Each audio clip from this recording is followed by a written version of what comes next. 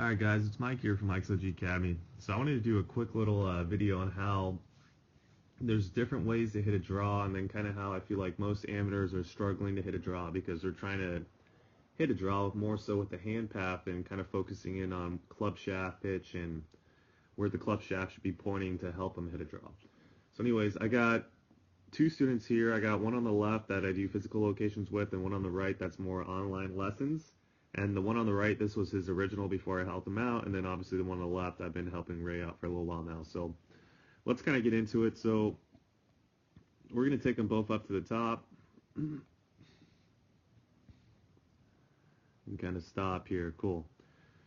So from the top, there's a few things obviously. First, most players that have this position with the toe are not told from previous instruction to kind of fix that position and get the wrist maybe a little bit more inflection, i.e. a little bit more so like Ray over here on the left of our screen, his wrist would be maybe just a touch more inflection. This guy's wrist is pretty much flat here, which tells me that his grip was weak, so that's definitely something we worked on. But most players who get this position, they'll have instruction that tells them that they need to swing more to right field. So what I start seeing is I see that their hands drop vertically down this way and then work more so into this way into the golf ball. And they don't kind of understand that the pitch of the shaft should really kind of be the way that you shallow out the club and swing a little bit more from the inside. And that hands actually might even work a little bit more out.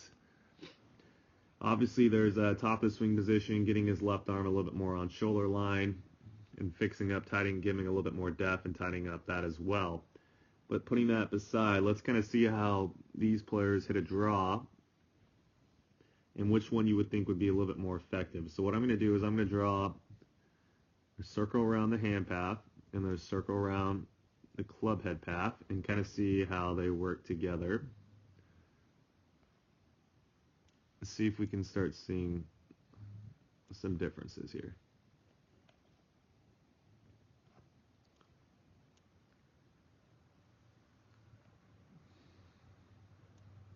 All right.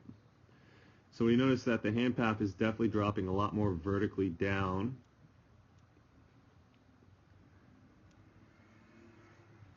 And that the club shaft is pretty steep at this point.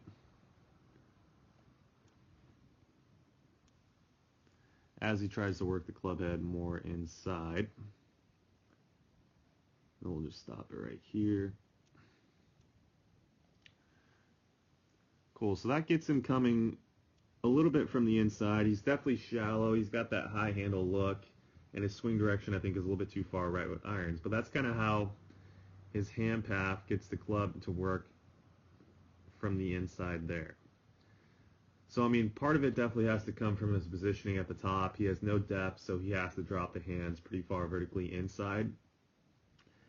But as well, a lot of it has to do with club face positioning and wrist angles, and then understanding kind of how you can shallow out the club and get the hands working maybe a little bit more out in front of you will help you get a little bit more from the inside without compromising rotation, correct? Which is key. We want to keep rotation. So let's take a look at Ray's. Obviously, Ray's got a lot more depth at this point. He's pointing outside ball target line. Let's see kind of where his hands travel and then how the club head follows along for the ride.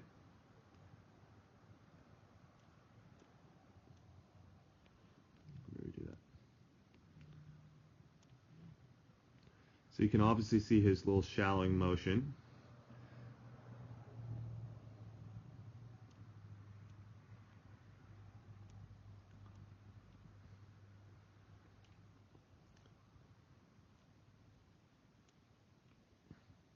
Alright, almost done.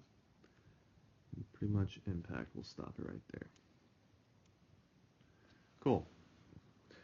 Alright, so if we compare these side by side, you'll definitely see a little bit of a difference here, correct? So Frank over here is getting his hands dropping more behind his body, which is then steepening the shaft but still swinging from the inside. But now he's compromising a little bit of what? Rotation, going a little bit into early extension, and getting a lot more what I call flip through the golf ball.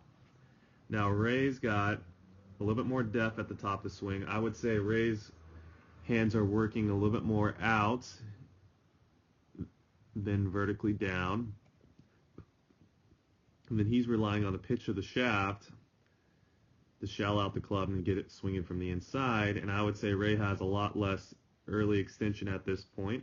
So if we take him a click, and notice his club face is a lot more stable at this point than I would say Frank's. So I would say this release pattern is a little bit more consistent than say one of this. So definitely, if you're going to want to hit a draw, never try to hit a draw with hand path. Now, if you're out of position at the top, you might have to work hand path a little bit differently. But if you're going to hit a draw